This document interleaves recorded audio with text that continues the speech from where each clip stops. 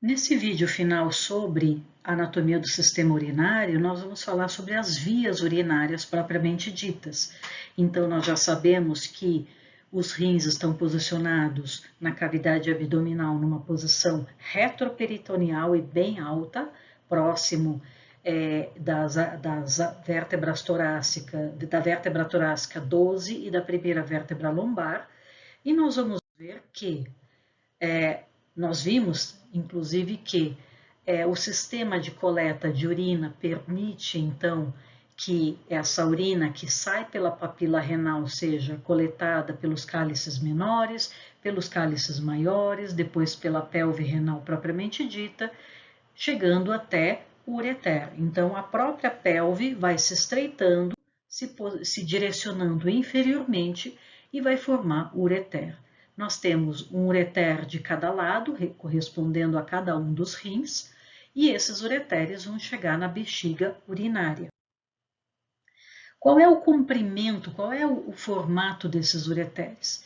Então, nós vamos ver que esses ureteres, primeira coisa, também tem uma posição retroperitoneal, então eles seguem por trás do peritônio. Eles têm na sua parede, a sua parede é formada por uma camada de células musculares lisas, então eles têm contrações como se fossem quase movimentos peristálticos. Isso ajuda a conduzir a urina da pelve renal até a bexiga. E o comprimento desses ureteres depende muito do tamanho da pessoa e também o rim direito é um pouco mais inferior, o rim esquerdo um pouco mais superior. Nós temos o posicionamento do fígado, nós temos o posicionamento de estômago, de baço e também dos próprios intestinos. Então a gente tem uma leve diferença na posição, na altura desses rins. O que importa é que esses ureteres vão ter aproximadamente de 25 a 30 centímetros de comprimento, correspondendo tanto ao trajeto retroperitoneal, abdominal e pélvico, que é dentro da cavidade pélvica aqui entre os ossos do quadril. Qual é o volume que esse sistema é capaz de comportar? Então, nós vamos ver que os ureteres, eles desembocam na bexiga urinária, não em cima, mas embaixo dela, então eles fazem uma volta por baixo da bexiga e vão desembocar nesse assoalho aqui da bexiga. Essa bexiga é formada por musculatura lisa, ela é muito distensível, então ela consegue reduzir muito o tamanho e se expandir bastante. Ela tem um volume aproximado de 250 ml em média, mas em homens a bexiga é capaz de comportar um volume de urina maior que nas mulheres. O que mais chama atenção? Então, quando a gente vê que os ureteres vão se posicionar e abrir na bexiga aqui no seu assoalho, nessa posição mais inferior, nós vemos aqui pequenas aberturas dos ureteres ou ósteos, e esses aqui são os ósteos do ureter direito e o ósteo do ureter esquerdo, e mais anteriormente nós vamos ver um terceiro ósteo, que é a abertura da uretra. A uretra é o ducto que leva a urina da bexiga para o ambiente externo. Então, esses ósteos dos ureteres e da uretra formam um triângulo ou trígono da bexiga, trígono vesical. Então, aqui nós temos os ósteos dos ureteres, o ósteo da uretra, a uretra propriamente dita. Isso daqui vai ser tema depois de aparelho genital masculino e feminino, onde nós vamos ver que a uretra no homem se relaciona a uma das glândulas anexas do aparelho genital masculino, que é a próstata, na mulher não. E aqui a gente vê a formação então desse triângulo ou trígono da bexiga ou trígono vesical. E mais importante a gente entender, a uretra, ao sair aqui do assoalho da bexiga e se projetar para o meio externo, ela passa pelo assoalho da cavidade pélvica, então ela vai passar por musculatura que faz a contenção das estruturas que estão dentro da cavidade abdominal e pélvica, em última análise. e vai ser o ducto para a excreção dessa urina. E o que é importante a gente entender? Que na mulher, como não existem outras estruturas associadas, ela é muito curta e se abre diretamente, então, na região da vulva, próximo, então, da genitália feminina, e ela tem um comprimento muito reduzido, muito inferior ao do homem. Por quê? Porque no homem a uretra se associa ao aparelho genital masculino e acaba entrando então na estrutura, no corpo do pênis e acaba sendo utilizada, então os ductos ejaculatórios se associam a essa uretra masculina e acabam então acaba sendo utilizada a uretra como mecanismo também de transporte do sêmen. Então, no homem, a uretra é muito mais alongada, porque ela tem tanto a parte que se projeta até o assoalho da cavidade pélvica e depois por dentro do corpo do pênis, e acaba então apresentando um trajeto de aproximadamente 18, 20 centímetros, dependendo do indivíduo. Existe um detalhe aqui muito interessante. Por que nos homens é muito mais difícil haver infecção urinária do que é nas mulheres?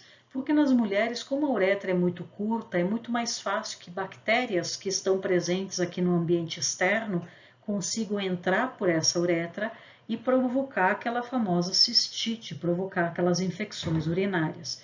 Por isso que, além de ter do problema do indivíduo beber pouco líquido e prender a urina por muito tempo, as mulheres ainda pioram essa situação, porque se elas inclusive prenderem a urina por muito tempo, elas lavam muito menos essa uretra e as bactérias vão conseguir mais facilmente entrar pela bexiga e promover essas infecções urinárias. Então, de uma forma resumida, nós vamos ver que as vias urinárias propriamente ditas, elas iniciam lá nos cálices menores, ainda dentro do seio renal, que se comunicam, que formam os cálices maiores, a pelve renal, o ureter, se comunica com a bexiga e da bexiga se comunica com a uretra para que essa urina seja eliminada. Agora aqui tem um pensamento interessante da gente fazer em relação à estrutura renal e à produção da urina. Imaginem que 10% do nosso sangue é filtrado pela cápsula de Bowman. Isso significa que aproximadamente 1 litro de sangue vai ser filtrado a cada 10 minutos.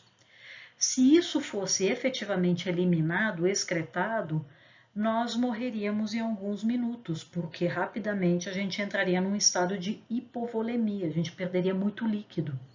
Então, isso não pode acontecer. Como que isso não acontece?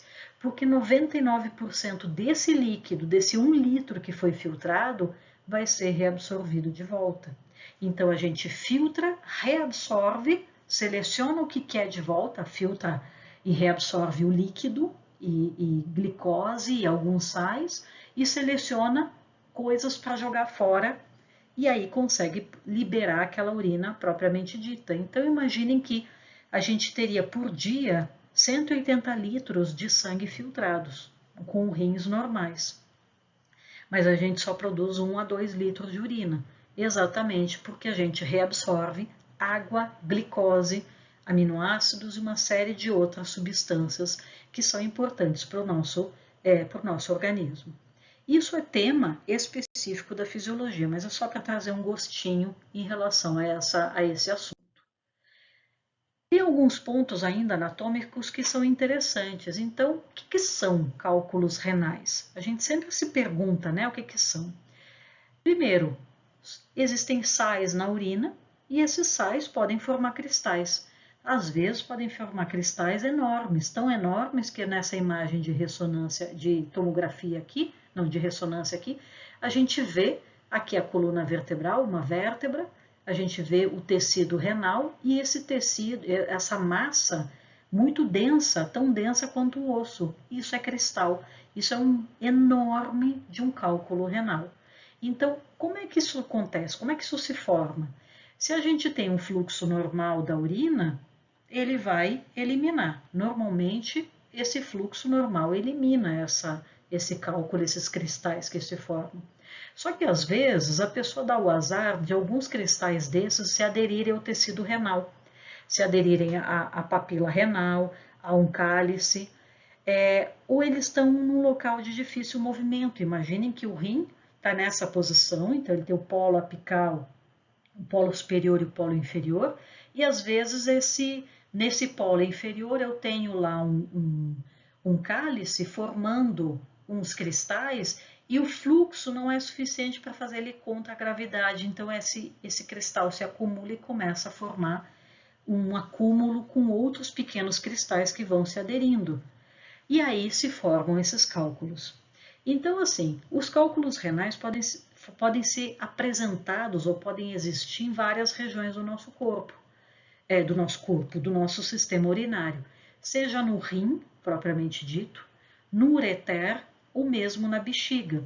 O local, né, esses são os locais mais comuns para a gente se encontrar. Então, basicamente, no sistema de condução de urina é onde a gente vai encontrar, a partir dos cálices menores até a bexiga. São mais comuns em homens do que em mulheres, e existe uma série de fatores que influenciam nessa formação de cálculos, seja idade, sexo, sudorese, a pessoa sua muito e está reduzindo o volume de sangue, o volume de líquido disponível para se filtrar e formar urina. Então, a urina começa a ficar muito concentrada, ou a pessoa ingere muito pouco líquido, ou é um ambiente muito seco, e a pessoa está evaporando muita água e não está bebendo água suficiente. Então, a urina fica muito concentrada, propicia a formação de cálculos, de cristais.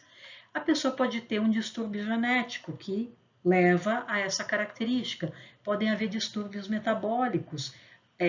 Dietas podem fazer com que esses indivíduos acabem produzindo muitos cristais, por exemplo, muito oxalato de cálcio, e esse oxalato de cálcio em excesso propicia a formação de cristais de oxalato de cálcio. Uso incorreto de medicações, ou mesmo uma infecção urinária ou a urina estagnada. Então, a urina fica parada muito tempo, propicia a formação ou acúmulo de cristais, a cristais que já estejam aderidos. Então, na maioria das vezes, nós vamos encontrar no rim, considerando as grandes vias de coleta da urina, nós vamos encontrar no ureter ou mesmo na própria bexiga. Que tipos de cálculos nós encontramos? Pô, mas não tem um só, não, tem vários. Os rins adoram cálculos diferentes, então cálculos mais comuns são os de oxalato de cálcio. Excesso de cálcio e oxalato na urina, seja por sensibilidade aumentada ou por questões de alimentação. Estruvita, esses são os mais comuns. A estruvita, 10 a 15% dos cálculos são de estruvita e está muito mais associada com infecção urinária. Então, a atividade bacteriana faz com que sejam feitas acúmulos de estruturas cristalinas, formando esses cristais e esses cálculos propriamente ditos. Isso pode levar a danos bem grandes. Ácido úrico, então, ingestão excessiva de proteínas, álcool, indivíduo que tem gota, pode formar esses cristais. São cristais bem agudos, com espículas bem acentuadas. Então, imaginem essa estrutura passando por dentro do ureter. Isso promove danos no ureter, pode ter sangramento por conta só da passagem do cálculo. Eles são menos comuns, de 5 a 10%. E ainda tem os cristais de cistina.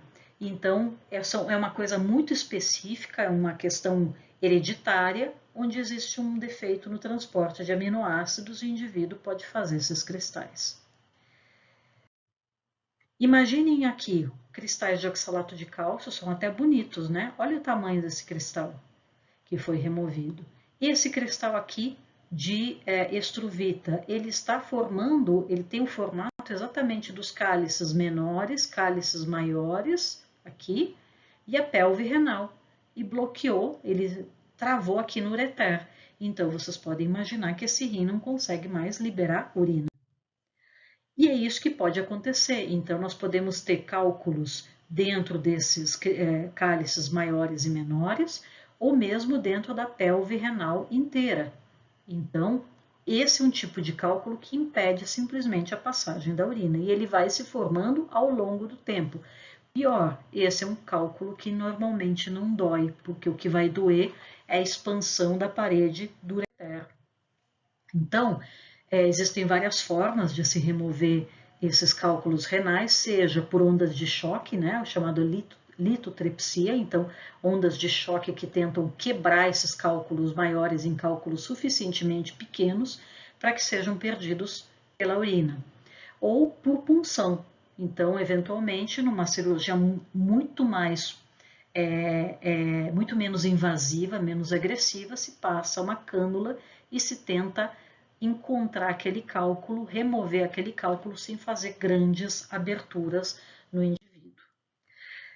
Um outro tipo de lesão que a gente pode encontrar nos rins são os chamados rins policísticos. Então, esse aqui é o aspecto de um rim normal, a superfície, né, desse rim, o córtex e a medula aqui normais, e podem se formar cistos, um ou muitos. E quando se formam muitos, a gente começa a ter esses cistos substituindo o tecido cortical e o tecido medular. Isso faz com que esse rim simplesmente entre em insuficiência renal. Esse é um candidato a transplante renal. Isso aqui é uma imagem de rins policísticos verdadeiros, né, removidos, e a gente pode ver que praticamente não sobra tecido renal viável para fazer a produção de urina e a filtração do sangue.